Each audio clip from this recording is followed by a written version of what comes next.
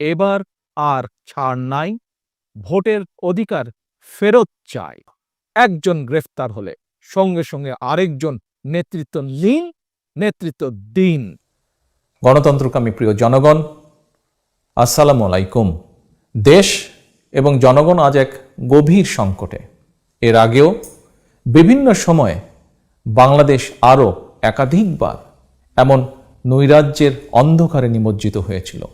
তবে বারবার প্রতিবার দেশপ্রেমিক জাতীয়তাবাদী শক্তির সাহসী ভূমিকার কারণে দেশ সন্ত্রাস ও নৈরাজ্য মুক্ত হয়েছিল। তলাবিহীন ঝুড়ির অপবাদ গুছিয়ে স্বাধীনতার ঘোষকের নেতৃত্বে দেশ বিদেশে বাংলাদেশ একটি আধুনিক গণতান্ত্রিক রাষ্ট্র হিসাবে প্রতিষ্ঠা পেয়েছিল। Mother of democracy Begum Khaleda জিয়ার আপসহীন নেতৃত্বে স্বৈরাচারকে পরাজিত করে বাংলাদেশ এশিয়ার এমার্জিং টাইগারে পরিণত হয়েছিল। সেই গণতান্ত্রিক বাংলাদেশ আজ আবারও পথ হারিয়েছে। ৭৫ সালের ৭ই নভেম্বরের পরাজিত অপশক্তি মহাজোটের নামে একজোট হয়ে বর্তমানে বাংলাদেশকে তাবেদার রাষ্ট্রে পরিণত করেছে।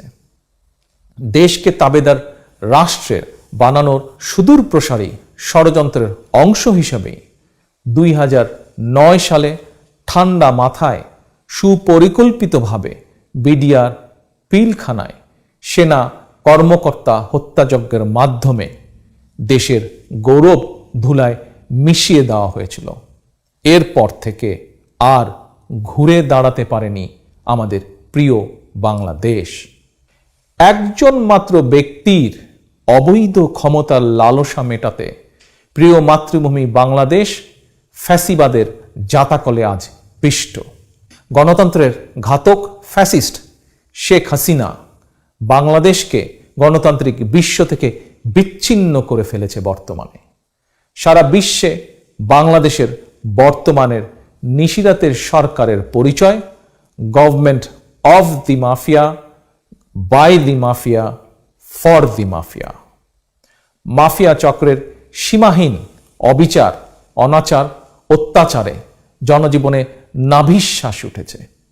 একদিকে চলছে লুটেরা, দুর্নীতিবাজ মাফিয়া চক্রের বিকৃত উল্লাস, অপরদিকে স্বামী, সন্তান, স্বজন আর অধিকার হারা মানুষের নিঃশব্দ ক্রন্দন।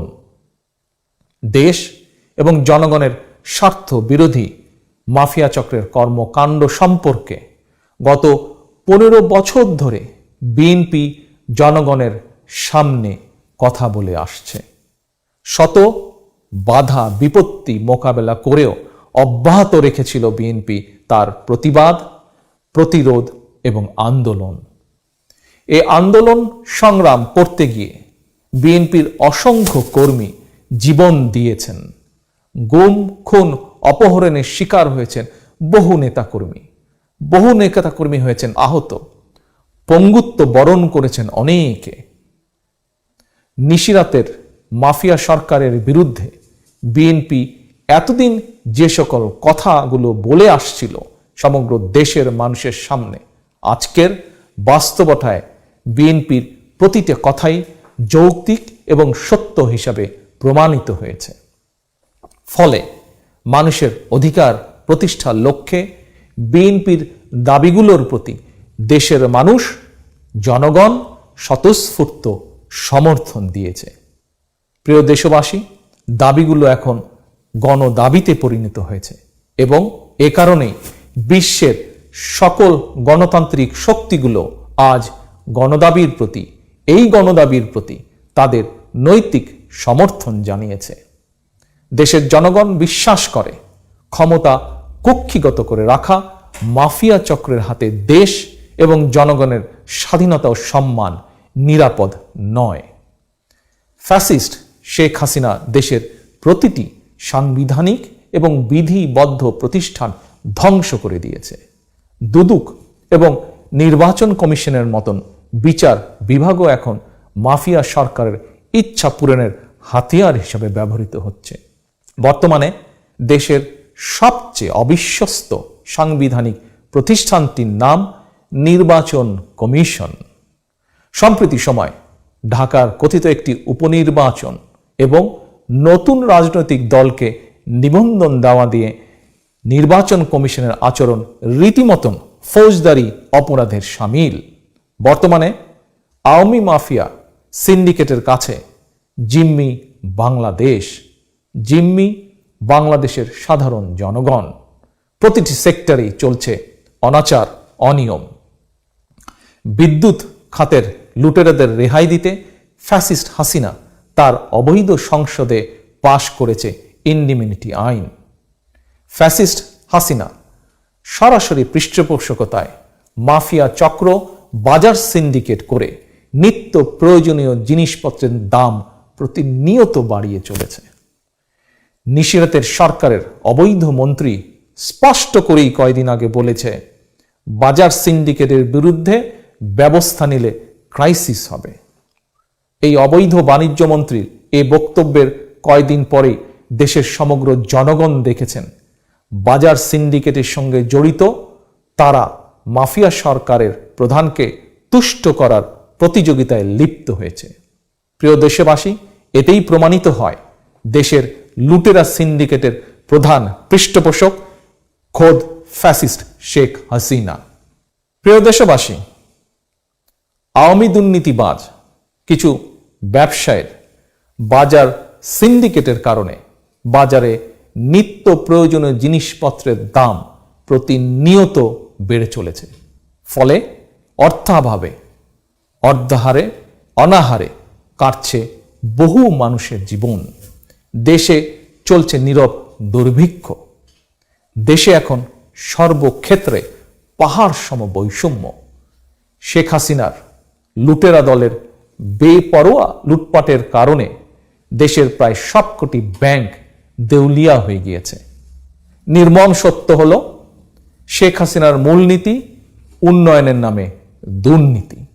প্রিয় দেশবাসী, এই অবস্থার পরিবর্তন অনিবার্য। পরিবর্তনের জন্য দরকার জনগণের ক্ষমতায়ন। আমি বিশ্বাস করি জনগণের রাজনৈতিক এবং অর্থনৈতিক ক্ষমতায়ন ছাড়া দেশ এবং জনগণের স্বাধীনতা রক্ষা এবং টেকসই গণতন্ত্র সম্ভব নয়। জনগণের রাজনৈতিক ক্ষমতায়নের জন্য অন্যতম প্রধান অস্ত্র প্রতিটি নাগরিকের ভোটের অধিকার প্রয়োগের নিশ্চয়তা বিধান।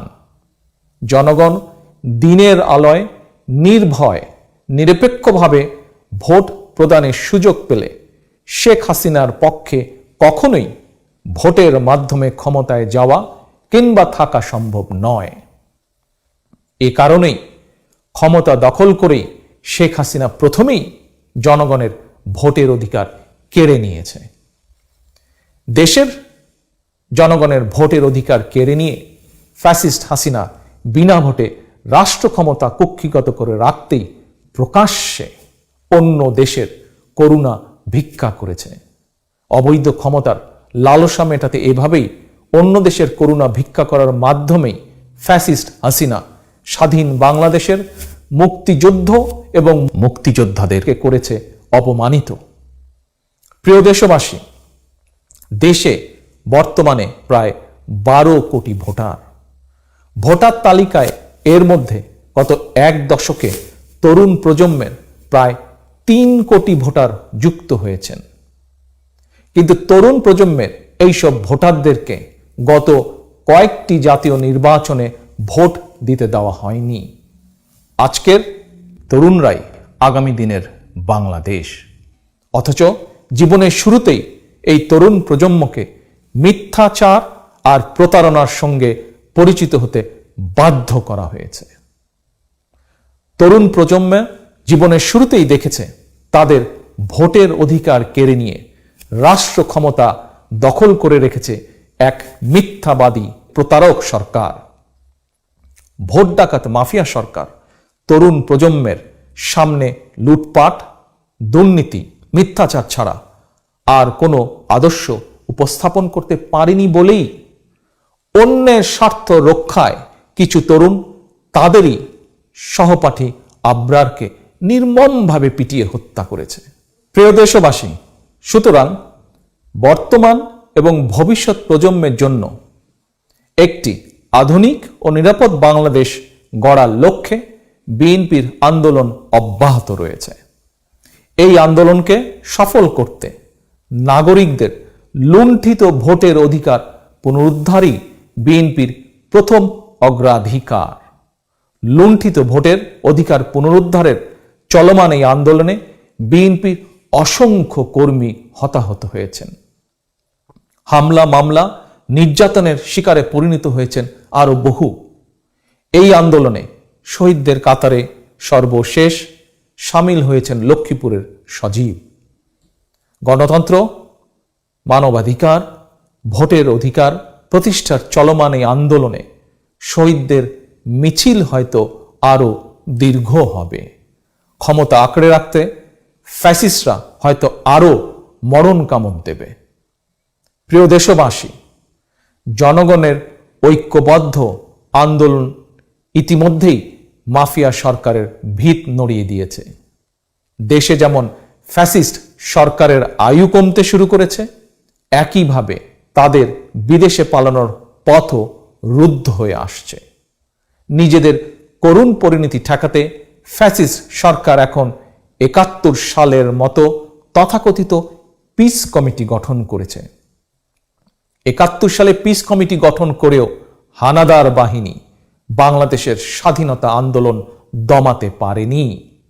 বর্তমানেও আওয়ামী পিস কমিটি দেশ এবং জনগণের স্বাধীনতা রক্ষার চলমান আন্দোলন দমাতে পারবে না। চলমান আন্দোলনকে চূড়ান্ত সফলতায় নিতে বিএনপি এবং গণতন্ত্রকামী সকল রাজনৈতিক দল আগামী ২৭শে জুলাই রাজধানী ঢাকায় মহাসমাবেশ আহ্বান করেছে।